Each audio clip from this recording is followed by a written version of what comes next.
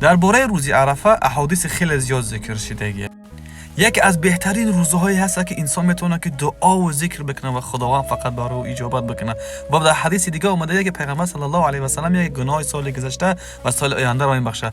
در این فرصت های طلایی باید یک مسلمان چه روز سپری بکنه.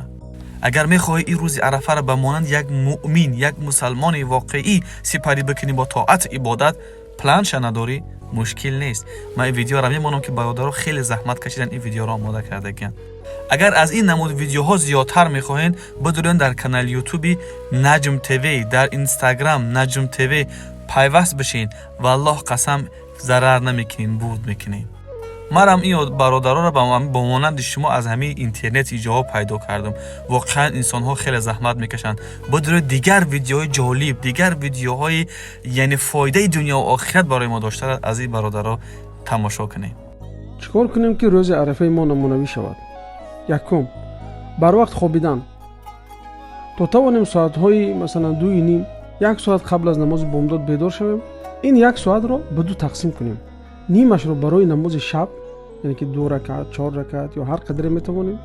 نیمی دیگرش را برای سحر خوری.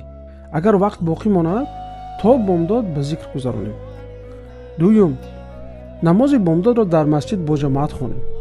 سوم، بعد نماز بامداد تا طلوع آفتاب با ذکر و قرائت وقت را گذرانیم. پس از طلوع آفتاب نماز ضحی را در مسجد خوانیم.